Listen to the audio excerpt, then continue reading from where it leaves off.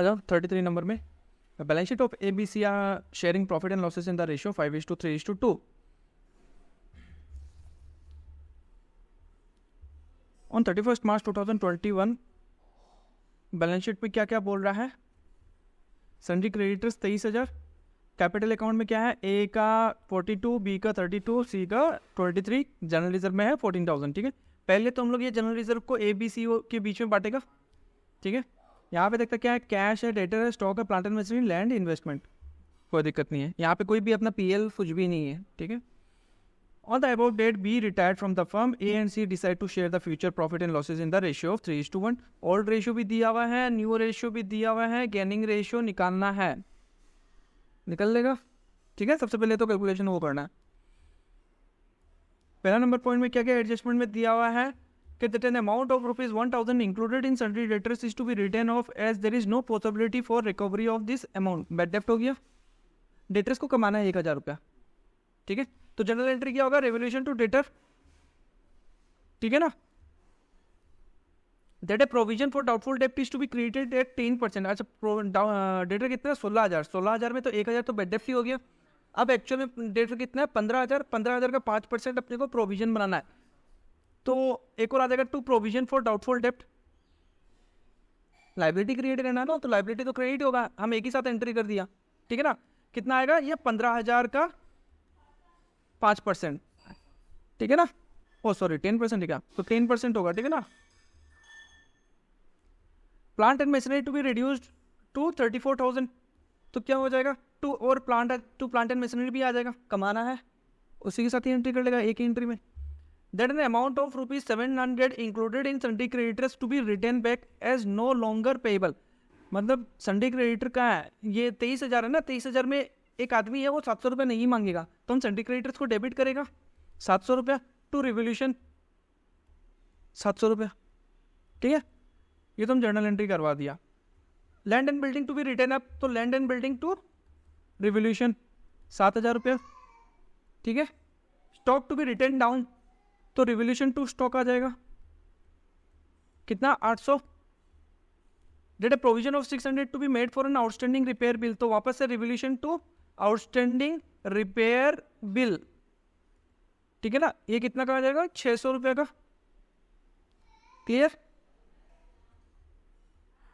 That the firm has taken a joint life policy for 1,50,000। अच्छा, ये 1,50,000 जो है ना, मैच्योरिटी वैल्यू है। 1.5 लाख तभी मिलेगा जब कोई पार्टनर का डेथ होगा या टाइम पीरियड पूरा खत्म हो जाएगा। ठीक है, on 31 March 2021 the surrender value of the policy is 15,000। कि पार्टनर रिटायर हो रहा है, अब वो पॉलिसी को सरेंडर कर देगा, जितना भी प्रीमियम दिया हो, पता नहीं हमको कितना प्रीमियम दिया, बट आज के रेट में अगर सरेंडर कर दिया उस पॉलिसी को, डिसकंटिन्यू कर दिया, तो हमको 15,000 रुपये मिल जाएगा वो फर्म को। ये 15,000 कौन बांटेगा? ABC बांटेगा। किस रेशियो में बांटेगा? ओल्ड रेशियो में बांटेगा। ठीक है ना, that B is to be paid 15,240 by cheque. इसको स्टार्ट जितना कैपिटल बन रहा है इसमें से 15,240 रुपये अभी हाथों हाथ दे देगा, और जो बैलेंस है उसको लोन के हिसाब से लेके चलेगा 12% पर एनम। ठीक है, to give effect of the adjustment you have required to give the necessary journal entries. बता ही दिया सारा जर्नल एंट्रीज। हाँ, बी का कैपिटल अकाउंट बनाना है, ईजी है, जर्नल एंट्री से कैपिटल अकाउंट बन जाएगा, बी का लोन बन जाएगा, बैलेंस शीट बनाना है। ठीक है, देखो हम उसी एंट्री में कर लिया। रिवोल्यूशन डेटर को कमाना था, प्लांट एंड मशीनरी को कमाना था, स्टॉक को कमाना था, कमा दिया सारा। ठीक है, ये एंट्री हो गया। फिर लैंड एंड बिल्डिंग को बढ़ाना था, क्रेडिटर उसको पेमेंट नहीं करना था, रिवोल्यूशन में आ गया। फिर एक आउटस्टैंडिंग रिपेयर बिल बनाना था और प्रोविजन फॉर बैड डेप्ट बनाना था 1,500 रुपया, वो भी कर लिया। ठीक है ना, अब रिवोल्यूशन में डेबिट साइड क्रेडिट साइड देखो। ठीक, तो रिवोल्यूशन अकाउंट का डेबिट साइड और क्रेडिट साइड देखो टोटल कितना हो रहा है। डेबिट साइड में कितना है? 3,800। यहाँ पे क्रेडिट साइड में है 7,700। डेबिट में है कितना? 2,100। बस इतना तक। ठीक है, टोटल करो यहाँ पे कितना हुआ? 900 और 5,900, और यहाँ पे हुआ 7,700 टोटल। ठीक है, कौन सा साइड शॉर्ट है? Debit side. कितना से? 1,100 रुपया नहीं, 1,100 होने से हो गया 6-7,000 और 1,800 रुपया शॉर्ट है।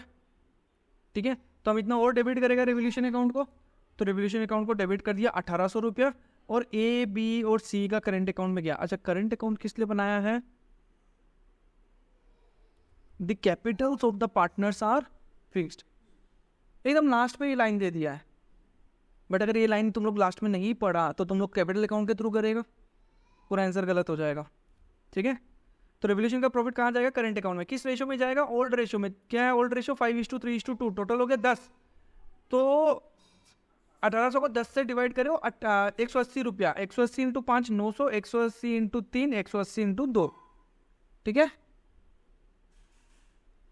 जनरल रिजर्व है, जनरल रिजर्व को बांट लो। जनरल रिजर्व कितना है? 14,000। तो 10 से डिवाइड करेगा 1400, 1400 इंटू 5 7,000। ठीक है, 14,000 को 10 से डिवाइड किया तो होता है 1400, इंटू 5 करेगा ये वैल्यू आएगा, इंटू 3 करेगा ये वाला वैल्यू आएगा, इंटू 2 करेगा ये वाला वैल्यू आ गया। ठीक है,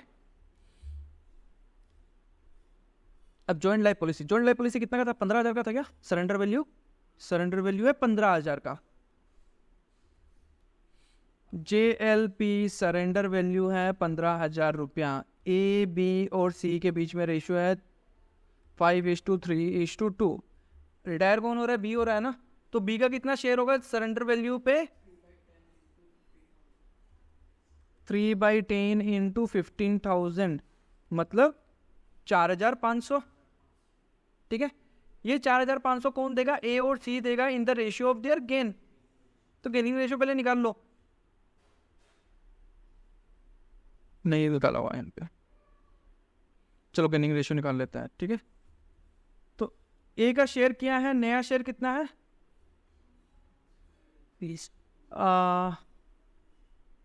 नया रेशियो क्या दिया हुआ है? 3:1। ठीक है,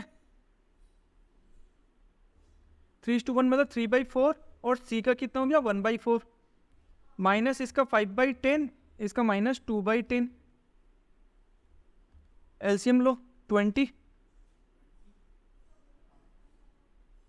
ठीक है ना, तो यहाँ पे आएगा 15 माइनस 10, 5/20, यहाँ पे भी 20, 5 माइनस 4, 1/20। तो गेनिंग रेशियो कितना हो गया? 5:1। और एक मेथड है गेनिंग रेशियो निकालने का। ए बी और सी के बीच में रेशियो कितना है? 5:3:2। और ये हो गया ओल्ड रेशियो। ठीक है ना, ये हो गया ओल्ड रेशियो। नया रेशियो क्या है? ए के बीच में 3:1। अच्छा, यहाँ पे टोटल कितना हो रहा है? 10। यहाँ पे टोटल कितना हो रहा है? 4। ये दोनों को इक्वल करो। कैसे इक्वल करेगा? यहाँ पे भी 20 कर सकता है, यहाँ पे भी 20 कर सकता है ना। अच्छा, यहाँ पे 20 करेगा तो लेफ्ट हैंड साइड में भी उतना से मल्टीप्लाई करना पड़ेगा। अच्छा, यहाँ पे 2 से मल्टीप्लाई करेगा तब 20 होगा, इसको 2 से मल्टीप्लाई करेगा तब जाके यहाँ पे कितना हो गया? 20। तो ये साइड को भी 2 से मल्टीप्लाई कर दो।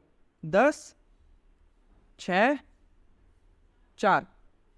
ठीक है, इसको 5 से मल्टीप्लाई करेगा तब 20 होगा, तो इस तरफ भी 5 से मल्टीप्लाई करो तो ये कितना हो गया? 15, और ये 5। समझ गया? अब एक चीज देखो,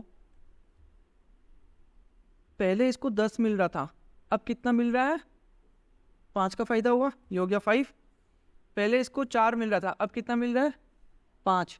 इसका कितना का फायदा? समझ गया? हम भी तो वही किया, यहाँ पे तो एलसीएम 20 ले लिया ना, तो वही 20 किया, दोनों तरफ इक्वल किया। ठीक है, मतलब पहले अगर 20 अगर हम लोग का 20 रुपये का फायदा होता रहा तो ए रख लेता था 10, बी रख लेता था 6 और सी रख लेता था 4। बी जाने के बाद भी अगर 20 रुपये का फायदा हो रहा है तो ए रखता है 15, सी रखता है 5। तो ए को कितना ज़्यादा मिल रहा है, सी को कितना ज़्यादा मिल रहा है? गेनिंग रेशियो आ गया 5:1। ये जो 4,500 है, 4,500 को 5:1 मतलब टोटल 6 हो गया। 4,500 को 6 से डिवाइड करो कितना होता है? 500 को 4,500 डिवाइडेड बाई 6 करने से 750 आता है। ठीक है ना, तो ए को ए का कितना हो जाएगा? इंटू 5 3750, और बी का कितना हो जाएगा? सी का कितना हो जाएगा? 750 इंटू 1 750। ठीक है, आ गया। ए का करेंट अकाउंट डेबिट, बी का करेंट अकाउंट, सी का करेंट अकाउंट डेबिट, बी का करेंट अकाउंट क्रेडिट हो गया, मतलब बी को मिल गया।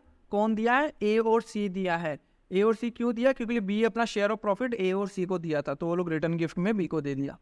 ठीक है, अब बी का करेंट अकाउंट में टोटल कितना बैलेंस हुआ ये देखो।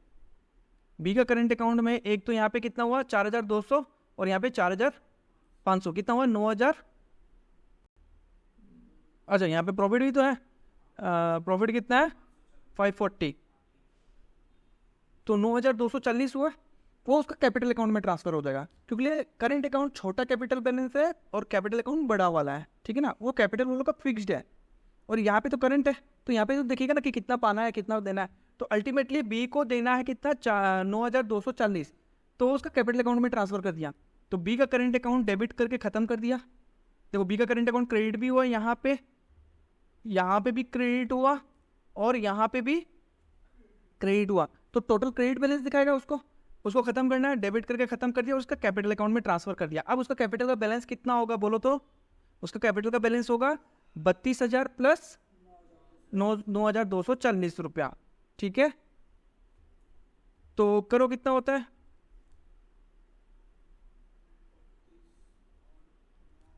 32,000 प्लस 9,200 41,240। ठीक है, तो बी का कैपिटल अकाउंट डेबिट कर दिया 41,240, कैपिटल खत्म। अब बैलेंस शीट में कैपिटल नहीं दिखाएगा। 15,240 तो पेमेंट कर दिया और बाकी क्या हो गया? लोन अकाउंट में चला गया। ठीक है, करंट अकाउंट का बैलेंस किया है, देखो करंट अकाउंट का बैलेंस क्या? ओपनिंग बैलेंस कुछ भी नहीं है, zero. Balance sheet opening balance sheet में करंट अकाउंट का बैलेंस शो कर रहा है? नहीं कर रहा है, तो जीरो होगा। रेवोल्यूशन का प्रॉफिट कितना आ गया? रिजर्व कितना बढ़ गया? बी को जॉइंट लाइफ पॉलिसी कितना मिला? और ए और सी जॉइंट लाइफ पॉलिसी जो बी को दिया था 4,500, वो दोनों को माइनस हो गया और बी वाला में ऐड हो गया। तो ए का करंट अकाउंट का बैलेंस कितना 4150, बी का करंट अकाउंट का बैलेंस कितना 9240, सी का करंट अकाउंट का बैलेंस कितना 2410। ठीक है, अब ए और सी का जो करंट अकाउंट का बैलेंस है ना, क्या बैलेंस दिखा रहा है? क्रेडिट बैलेंस दिखा रहा है कि नहीं दिखा रहा है?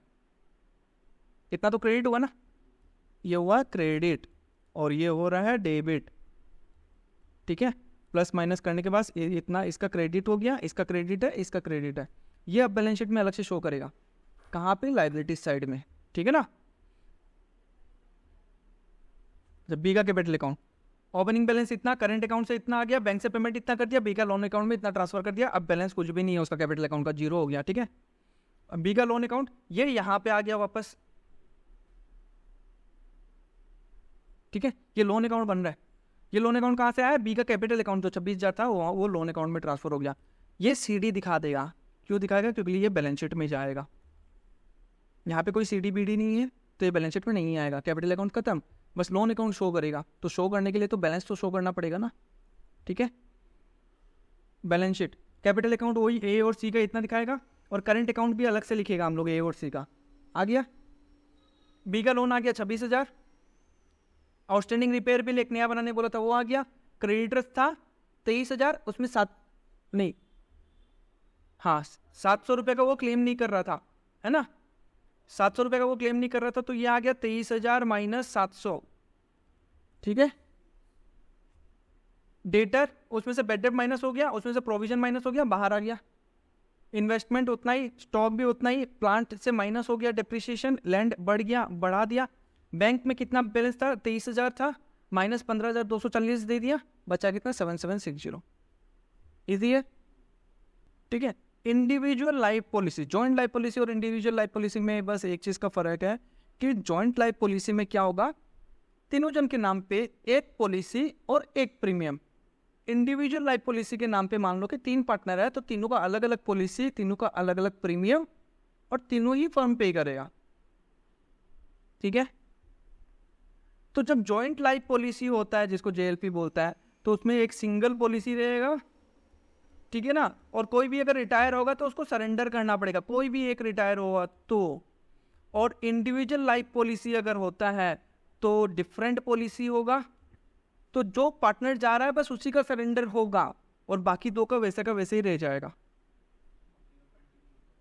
ठीक है, तो when the firm takes separate insurance policy on the lives of the partner, it is called individual policies. The premium on such policies are paid by the firm the accounting treatment for individual policy same as in case of joint life policy. The only difference is that on retirement of any partner, the insurance policy taken in the name of the retiring partner, जो partner retire हो रहा है उसके नाम पे जो insurance policy है, बस खाली वो ही सरेंडर होगा विद द इंश्योरेंस कंपनी और may be taken up by the retiring partner, या फिर रिटायरिंग पार्टनर बोलेगा कि वो पॉलिसी हम लेके चला जाएगा, अब से उसका प्रीमियम हम देगा, तब भी कोई दिक्कत है पार्टनर को? नहीं है ना? या तो सरेंडर कर दो या वो खुद लेके जा रहा है, अब से वो प्रीमियम, इतना दिन तो फर्म पे कर रहा था ना प्रीमियम, अब से ये बोल रहा है कि रिटायर होकर जा रहा है ना, तो बिजनेस तो बोलते हैं ना आप तो हम प्रीमियम तुम्हारा नहीं देगा, तुम तो पार्टनर नहीं है, तो वो बोलेगा चलो ठीक है इसको सरेंडर मत करो, हम लेके चला देता, हम ही प्रीमियम पे करते रहेगा, वो भी चलेगा, ठीक है ना? Insurance policy on the lives of the remaining partner will continue, but the surrender value of the policies on the lives of the remaining partner will also be taken into account for ascertaining the amount payable to the retiring partner on account of these life policies. Last line क्या बोला है? Insurance policies on the life of the remaining partner. Remaining partner मतलब जो partner छोड़ के जा रहा है उसको छोड़ के जो पार्टनर दो बच गया है फर्म में, उस पे जो इंश्योरेंस पॉलिसी लेके रखा है उस पे जो सरेंडर वैल्यू होगा, सरेंडर नहीं कर रहा है बट उसका कुछ एक वैल्यू तो होगा ना कि सरेंडर करने से ये वैल्यू मिल सकता है, तो वो सरेंडर वैल्यू में वो रिटायरिंग पार्टनर का भी हक है. क्यों? तो ये उसका प्रीमियम भी फर्म से पे हुआ है, तो फर्म से पे हुआ मतलब उस पार्टनर का पॉकेट से भी पैसा गया है क्योंकि उसको प्रॉफिट कम मिला है. आज मान लो कि मेरा तुम्हारा और तुम्हारा अलग अलग पॉलिसी लेके रखा है, हम लोग 3 जन के बीच में ये डिसाइड हुआ कि फर्म से प्रीमियम जाएगा, मान लो कि मेरा भी 10, इसका भी 10, तुम्हारा भी 10 हज़ार प्रीमियम जा रहा है. कल को हम रिटायर होकर चला गया तो वो पॉलिसी भी हम लेके चला गया, तो तुम लोग दोनों का पॉलिसी जो है पैसा आएगा तो वो तुम लोग को मिल जाएगा. बट जो इतना सब कंटिन्यू किया है, प्रीमियम जो पे हुआ है, तो तुम लोग दो का जो पॉलिसी पे हुआ तो वो तो फर्म का पैसा से पेमेंट हुआ है ना, प्रॉफिट तो कम हो गया ना बिजनेस का, तो बिजनेस को प्रॉफिट कम हुआ तो हमको भी कम मिला है, तो इसका मतलब मेरा पॉकेट से भी तुम लोग का प्रीमियम पे हुआ है और तुम लोग का प्रीमियम से मेरा प्रीमियम भी पे हुआ है कि नहीं? तो तुम लोग दोनों का जो सरेंडर वैल्यू होगा कि आज का रेट में जो सरेंडर करने के बाद जो पैसा आएगा उसमें मेरा भी हक बनेगा, क्योंकि फ्यूचर में जाके मान लो कि हम रिटायर होकर चला गया और तुम लोग दोनों का पॉलिसी कंटिन्यू हो रहा है, अब जो प्रॉफिट से पेमेंट होगा वो प्रॉफिट तो तुम लोग दोनों का ही आपस में बटेगा, उसमें तो मेरा कोई हक नहीं है. आज का डेट में जो सरेंडर वैल्यू है उसमें तो मेरा हक बन सकता है ना, है कि नहीं? समझा? All the partners will be entitled to the share according to their profit sharing ratio in the surrender value of the policies. If the retiring partner take over the policy on his life, it will be mean he is taking over an asset. आज के rate में अगर हम policy लेके चला जाता है, हम रिटायर हो रहा है, हम वो पॉलिसी लेके चला गया, हम बोला कि अब से कंटिन्यू हम करेगा, हम प्रीमियम पे करेगा, तो मैं एक एसेट लेके चला गया ना, मेरे फ्यूचर में जाकर पैसा आता, उसका सरेंडर वो अगर मैच्योर होता तो पैसा आता, तो एक तरह से हम एसेट लेके चला गया, तो उतना वो माइनस हो जाएगा मेरे कैपिटल अकाउंट से. It will be valued at its surrender value. If the retiring partner does not take over the policy in his life, it will be surrendered with the insurance company and the money would be realized by the firm. और अगर वो लेके नहीं जाता है, वो बोलता है कि आज से हम कंटिन्यू नहीं कर पाएगा, तुम लोग को जो करना है वो देख लो, तो तुम लोग तो सरेंडर ही करेगा मेरा पॉलिसी, तो सरेंडर करने के बाद क्या होगा, पैसा आएगा. ठीक है? तो accounting treatment when the surrender value of the policies does not appear in the books. Same वही GLP वाला केस, प्रीमियम 10,000 दे रहा है, उसमें से हमको पता है कि 4,000 ही मेरा खर्चा है, 6,000 वापस रिटर्न आ जाएगा सरेंडर वैल्यू के नाम पे, तो हम 4,000 का ही प्रॉफिट एंड लॉस में दिखाएगा, बाकी 6,000 हम क्या करेगा, बैलेंस शीट में दिखा देगा, क्योंकि वो आगे जाके पैसा आ जाएगा. तो बुक्स में अपीयर हो रहा है या बुक्स में अपीयर नहीं हो रहा है उस पर डिपेंड करेगा. ठीक है? अगर बुक्स में अपीयर नहीं कर रहा है तो इसका मतलब बेनिफिट नहीं दिया, बेनिफिट नहीं दिया. क्या चीज का बेनिफिट नहीं दिया? हम लोग पूरा का पूरा प्रीमियम कहाँ है, PL में लेके गया, तो हम लोग का प्रॉफिट भी कम हुआ, तो हमको प्रॉफिट भी कम मिला, तो वही हम लिखा है बेनिफिट नहीं दिया. ठीक है? और surrender value of the policies appearing in the books मतलब बैलेंस शीट में दिखा रहा है तो बेनिफिट दे दिया. कैसे बेनिफिट दे दिया कि हम थोड़ा सा पोर्शन, बस जितना पोर्शन हमको नहीं मिलने वाला सरेंडर वैल्यू का, हम उतना ही पोर्शन PL में लेके गया, पूरा का पूरा प्रीमियम लेके नहीं गया, तो मेरा प्रॉफिट वहाँ पे क्या हुआ, बढ़ गया, और प्रॉफिट हमको डिस्ट्रीब्यूशन तीनों जन में हुआ तो हमको भी प्रॉफिट ज़्यादा मिला, तो उस केस में वो बेनिफिट मिला है। ठीक है, कल जो क्लास में करवाया था। पहला case, When the surrender value does not appear in the books, surrender value books में अपेयर नहीं कर रहा है, मतलब पूरा का पूरा प्रीमियम हम लोग पीएल में ले रहा है। Whole of the premium is taken into profit and loss account, पूरा का पूरा प्रीमियम हम लोग पीएल में डाल रहा है। Surrender value does not appear in the books means that the life policy account is not maintained in the books of the firm and the surrender value of the policies are not shown on the asset side of the balance sheet. The surrender values of all individual life policies will be ascertained. सबका individual life policy का surrender value हम लोग निकालेगा, तीनों का, मेरा भी, तुम्हारा भी, इसका भी।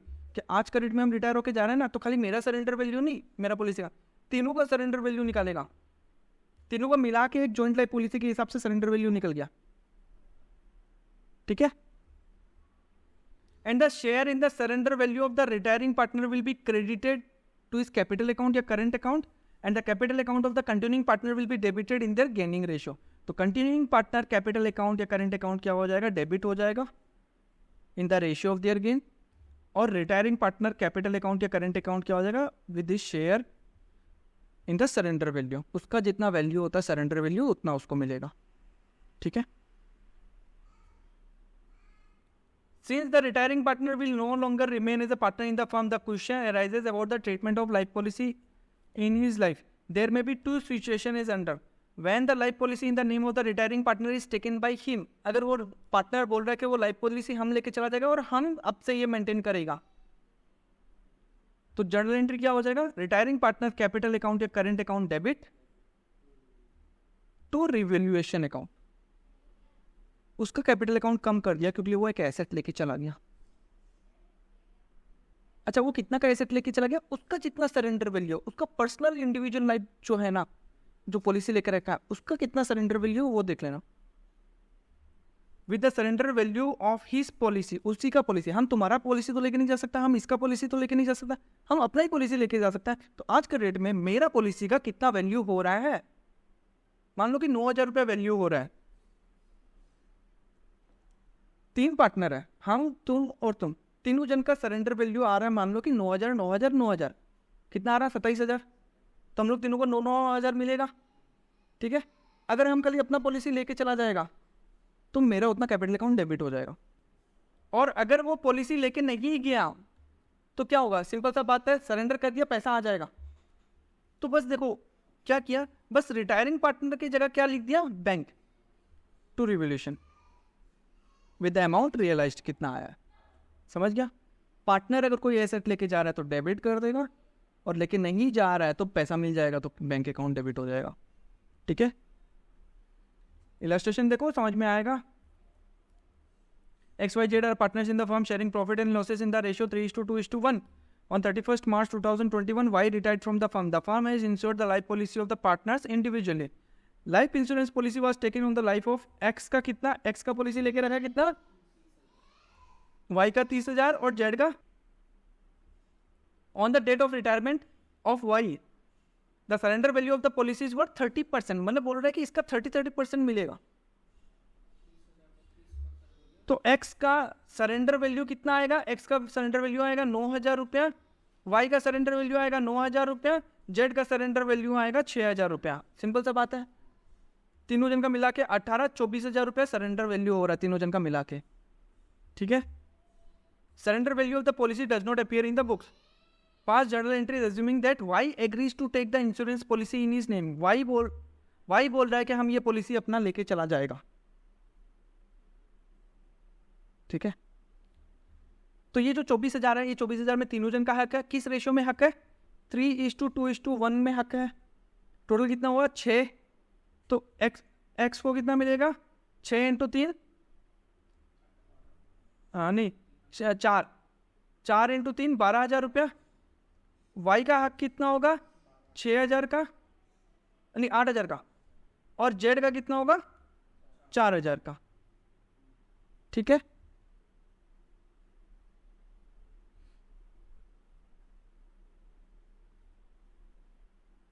गेनिंग रेशियो, न्यू रेशियो तो दिया नहीं है, गेनिंग रेशियो निकालना पड़ेगा, तो ओल्ड रेशियो ही गेनिंग रेशियो हो जाएगा, मतलब 3:1। वाई तो रिटायर होके जा रहा है ना, तो 3:1 ही गेनिंग रेशियो हो गया।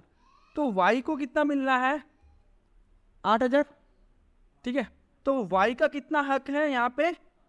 8,000। एक्स और वाई बोल रहे हैं, एक्स और जेड बोल रहा है वाई को कि तुमको 8,000 मिलना है ना, तुम हम लोग से ले लो in the ratio of gain. ठीक है,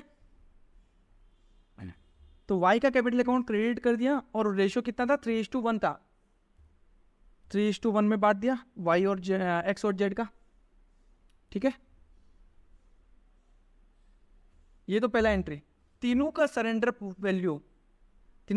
वैल्यू इस रेशियो में बांट लिया। ठीक है, 24,000 हो गया ना यहाँ पे। ये 24,000 में किसका कितना कितना हक है? 12,000, 8,000, 4,000 के हक में। तो वाई को तो 8,000 मिलना चाहिए था। तीनों का वैल्यू मिला के वो सरेंडर वैल्यू पे वाई का कितना हक हो रहा है? 8,000 का, वो मिल गया उसको। अब वाई बोल रहा है कि ये 9,000 का पॉलिसी हम लेके चला जाएगा और हम कंटिन्यू करेगा। तो वाई का कैपिटल अकाउंट 9,000 से डेबिट कर देगा और टू रिवोल्यूशन अकाउंट आ जाएगा। Y capital account to revaluation 9,000। समझिए आदर्श, रिवोल्यूशन को प्रॉफिट आएगा ना। अच्छा एक बात बताओ, उसको हम लोग 8,000 रुपये तो दे दिया, मान लो कि तुम लोग तो हमको 8,000 रुपये तो दे दिया। कैसे दे दिया? मेरा कैपिटल अकाउंट बढ़ा दिया और तुम लोग अपना कैपिटल अकाउंट कम कर दिया, और वहाँ से वो इंश्योरेंस पॉलिसी भी हम लेके चला गया। ठीक है, हम वो पॉलिसी ले लिया, आग पर्सनली लिया हम। ठीक है, हम ले जाके उसको आग में डालें या उसको हम कंटिन्यू करें या कुछ भी करें, उससे तो तुम लोगों को कोई मतलब नहीं है। अच्छा, उसको हम अगर हम इंश्योरेंस कंपनी में सरेंडर कर दिया तो पूरा 9,000 रुपये किसको आया? मेरे को। यहाँ पे तुम लोग से 8,000 रुपये भी ले लिया, वहाँ से मेरे को 9,000 रुपये भी मिल गया। फ़ायदा किसका हुआ? इसे वो रिवोल्यूशन में डाल दिया कि अपना एक एसेट कम हो गया वहाँ पे, कि 9,000 रुपये नहीं मिलेगा, वो रिवोल्यूशन का प्रॉफिट क्या हो जाएगा? 3 जन में बढ़ जाएगा। तो यहाँ पे उसका कैपिटल अकाउंट कम कर दिया 9,000 रुपये से, क्या उसको 9,000 रुपये कम देना है क्योंकि फ्यूचर में उसको मिल जाएगा। अगर वो कंटिन्यू करता लाइफ टाइम तक तब पूरा मैच्योरिटी वैल्यू मिल जाएगा, और या आज के रेट में अगर वो खुद ही सरेंडर कर देता तो उसको 9,000 रुपये मिल जाएगा, कोई दिक्कत नहीं है। तो रिवोल्यूशन में आ जाएगा वो। ठीक है, second number case, why does not agree to take up the insurance policy on his life, the policy of the life was surrender. तो सिंपल सा बात है, वो बैंक अकाउंट आ जाएगा, बैंक टू रिवोल्यूशन। ये एंट्री दोनों केस में होगा, ये वाला एंट्री इसके साथ भी होगा, पहला कंडीशन। और अगर ये सेकेंड वाला कंडीशन नहीं दिया, बोला कि सरेंडर कर दिया, तो पहला ये एंट्री तो मारे गई, फिर उसके बाद ये वाला एंट्री। समझ गया आदर्श? हाँ, ऊपर वाला कॉमन है, ये दोनों में आए गई। अगर वाई इंश्योरेंस पॉलिसी अपने नाम पे ले लेता है तो पहला वाला और सेकंड वाला एंट्री, और अगर ये सेकंड वाला बोल देता है कि वाई इंश्योरेंस पॉलिसी नहीं लिया, सरेंडर कर दिया, तो पहला वाला एंट्री और लास्ट वाला एंट्री आएगा। ठीक है, ये कॉमन है, ये कॉमन होगा। ठीक है, उसके बाद पहला कंडीशन में ये वाला एंट्री होगा, सेकंड वाला कंडीशन में ये वाला एंट्री होगा। ठीक है, where the surrender value of the life policy is appearing in the books. Life policy books में दिखा रहा है, मतलब बैलेंस शीट में दिखा रहा है। ठीक है, उसमें भी वही 3 कंडीशन। जो अपना बैलेंस शीट है, यहाँ पे सरेंडर वैल्यू दिखा रहा है, मान लो कि 10,000 रुपया दिखा रहा है, तो जितना मिलेगा, ये सरेंडर वैल्यू तो हम लोग बुक किया है, अब कितना मिलेगा वो डिपेंड करता है, ज़्यादा भी मिल सकता है, कम भी मिल सकता है, इक्वल भी मिल सकता है। तो प्रेजेंट सरेंडर वैल्यू, प्रेजेंट मतलब आज के डेट में अगर सरेंडर कर रहा है, उसका value is equal to the surrender value of the policies appearing in the books. जितना बुक्स में उतना ही दिखा रहा है आज के रेट में, उतना ही सरेंडर वैल्यू है, तो no further entry will be passed, क्योंकि ये ऑलरेडी बेनिफिट दे चुका, क्योंकि ये प्रॉफिट में हम लोग खर्चा कम लेके गया, तो प्रॉफिट भी बढ़ गया वैसे। When the present surrender value of the policies is more than the surrender value appearing in the books, मान लो कि surrender value दिखा रहा है 10,000 बुक्स में, और हम लोग को प्रेजेंट सरेंडर वैल्यू दिखा रहा है 12,000 रुपया, तो हमको सरेंडर वैल्यू को बढ़ाना पड़ेगा। तो life policy account debit to partners capital account और करेंट अकाउंट, क्योंकि एक तरफ हम एसेट को बढ़ाया तो दूसरी तरफ लाइबिलिटी साइड भी बढ़ाना पड़ेगा, तो क्रेडिटर्स वगैरह को तो बढ़ा नहीं सकता, तो कैपिटल अकाउंट से ही बढ़ेगा, तो हम लोग कैपिटल अकाउंट को क्रिएट कर दें। ठीक है, अगर प्रेजेंट सरेंडर वैल्यू 9,000 रुपया हुआ तो क्या होगा, हमको यहाँ पे एसेट साइड कमाना पड़ेगा, तो यहाँ पे लाइबिलिटी साइड भी कमाना पड़ेगा। तो कैसे कमाएगा, यही सेम एंट्री का उल्टा हो जाएगा। ऑल पार्टनर्स कैपिटल अकाउंट या करेंट अकाउंट डेबिट हो जाएगा, लाइफ पॉलिसी अकाउंट। ठीक है,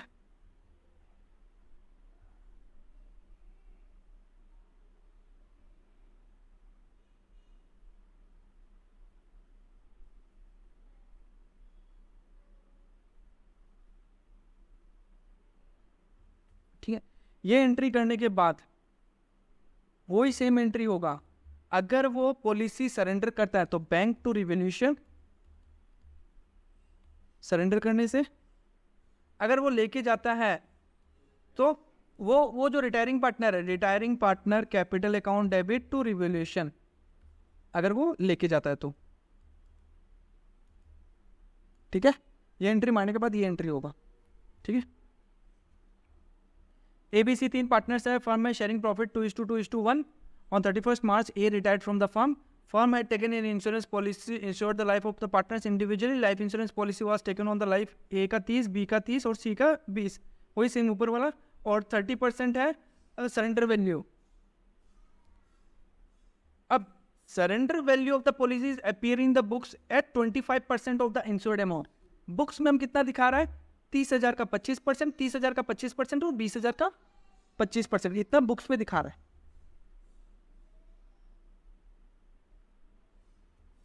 बैलेंस शीट में यहाँ पे ए का सरेंडर वैल्यू, ठीक है ना, सरेंडर वैल्यू ए का, बी का, सी का, ए का कितना है 30,000, 30,000 का 25% कितना होता है, surrender value of the policies appear in the books. Books में कितना आ रहा है 30,000 का 25%, मतलब 7,500। ए का दिखा रहा है 7,500, बी का भी दिखा रहा है 7,500, सी का दिखा रहा है 5,000 रुपया। ये सरेंडर वैल्यू दिखा रहा है, टोटल मिला के 20,000 रुपये सरेंडर वैल्यू दिखा रहा है तीनों का मिला के। ठीक है, बट प्रेजेंट सरेंडर वैल्यू कितना है, प्रेजेंट सरेंडर वैल्यू क्या बोल दिया यहाँ पे, on the date of retirement the surrender value of the policies worth 30%। But insurance company ये बोला कि हम तुम लोग को 30% दे देगा। तो मतलब ए का 30% मतलब 9,000, 9,000, 6,000 प्रेजेंट सरेंडर वैल्यू होगा। ए का 9,000, बी का 9,000 और सी का हो गया 6,000, टोटल मिला के 24,000 है कि नहीं। तो जितना बुक्स में दिखा रहा है उससे ज़्यादा मिल रहा है कि नहीं मिल रहा है, तो हमको यहाँ पे पॉलिसीज बुक्स में बढ़ाना पड़ेगा। तो यहाँ पे कैपिटल अकाउंट में बढ़ाना पड़ेगा, कितना से 4,000 से। तो life policy account debit 4,000 to ABC old ratio 2:2:1 में। ठीक है, अब ये बोला A agrees to take up the insurance policy in his name. A बोला हम वो इंश्योरेंस पॉलिसी अपना लेके चला जाएगा। ठीक है, तो ए का इंश्योरेंस पॉलिसी कितना का है 9,000 का। तो A capital account to life policy आ गया यहाँ पे 9,000, यहाँ पे रिवोल्यूशन क्यों नहीं आया, ऑलरेडी तो बेनिफिट दे चुका ना, ऑलरेडी बेनिफिट दे चुका। अच्छा ठीक है, अब ये देखो ऑलरेडी करंट सरेंडर वैल्यू कितना आ रहा है 20, हम 4,000 और जोड़ के हम प्रेजेंट सरेंडर वैल्यू बुक्स में कितना हो गया मेरा 24 हो गया। अब अगर हम लेके चला जाएगा तो मेरा वाला तो पैसा नहीं मिलेगा, तो वो 9,000 रुपया जो है ये तो हटाना पड़ेगा हमको बुक्स से। तो हम क्या करेगा, बुक्स में क्या नाम से है, जॉइंट लाइफ पॉलिसी के नाम से, ये एसेट को क्रेडिट कर दिया और एज कैपिटल अकाउंट मतलब वो इतना का एसेट लेके चला गया। ठीक है, और अगर सरेंडर कर दिया, वो लेके नहीं जा रहा, सरेंडर कर दिया, तो बस एज कैपिटल अकाउंट की जगह क्या आ जाएगा, bank account to life policy. समझ गया, वो तो खत्म कर दिया ना, क्योंकि यहाँ पे ध्यान से सुनो, अभी तक हम ऑलरेडी बुक करके रखा है कि हमको 20,000 मिलेगा, बट कंपनी ये बोल दिया तुम लोग को 24,000 देगा। तो ऑब्वियस बात हम 4,000 रुपये बढ़ा दिया, मेरा एसेट में अभी यहाँ पे कितना है 4,000, यहाँ पे कैपिटल भी तो बढ़ा दिया था हम, ये देखो कैपिटल भी तो बढ़ा दिया उन लोग का, बेनिफिट मिल चुका ना, ऑलरेडी तो 20,000 का बेनिफिट दे चुका ना, क्योंकि प्रॉफिट में हम कम लेके गया था, एज एन एक्सपेंस कम लेके गया था, तो 20,000 तो ऑलरेडी बढ़ गया 2:2:1 में। यहाँ पे कंपनी ये बोल कि और हम 4,000 तुमको एक्स्ट्रा देगा, वो 4,000 भी बांट दिया यहाँ पे देखो 2:2:1 में, तो सबको तो ऑलरेडी बेनिफिट मिल चुका सरेंडर वैल्यू का। अब यहाँ पे क्या है, जो जॉइंट लाइफ पॉलिसी है वो किस हिसाब से दिखा रहा है बैलेंस शीट में, यहाँ पे JLP अब कितना दिखाएगा 24,000, ठीक है। अब वो पॉलिसी 9,000 का हम लेके चला गया। अब फ्यूचर में तुम लोग को तो पॉलिसी का कितना ही मिलेगा, 9 और 6 15 ही मिलेगा। मेरा वाला पॉलिसी का तो पैसा नहीं मिलेगा। तो ऑब्वियस सा बात है, तुम्हारा एसेट 24 का दिखा रहा है तो तुमको एसेट तो कम करना पड़ेगा ना, क्योंकि एक एसेट हम लेके चला गया। तो हम लेके चला गया तो यहाँ पे एसेट कम हो गया, यहाँ पे मेरा कैपिटल अकाउंट कम हो गया। इससे पहला वाला केस में बुक्स में नहीं था, इसलिए वो रेवोल्यूशन में गया था, ठीक है ना। तो यहाँ पे हम JLP को कम कर दिया -9,000, तो अभी यहाँ पे कितना दिखाएगा 15,000 रुपया, और मेरा जितना कैपिटल है उसमें से -9,000 हो गया। बस सिंपल सा बात है। और अगर पैसा मिल गया तो ठीक है, जब हम लेके नहीं गया उसको सरेंडर कर दिया, तो JLP कितना दिखा रहा है यहाँ पे 24,000, ठीक है। अब कितना हो जाएगा 15,000 हो जाएगा, और बैंक अकाउंट में कितना हो जाएगा यहाँ पे 9,000 रुपया। मतलब एक एसेट बढ़ा, एक एसेट घटा और दूसरा एसेट बढ़ गया। हम लोग अकाउंटिंग इक्वेशन किया था ना इस क्वेश्चन में, या तो लाइबिलिटी साइड बढ़ेगा तो लाइबिलिटी साइड कमेगा भी, या एसेट साइड बढ़ा तो एसेट साइड कमेगा भी, या दोनों साइड बढ़ेगा या दोनों साइड कम होगा, वही चीज़ था। तो यही किया, एक तरफ यहाँ पे भी कमा दिया तो यहाँ पे भी कमा दिया, यहाँ पे बढ़ गया तो यहीं पे कमा दिया।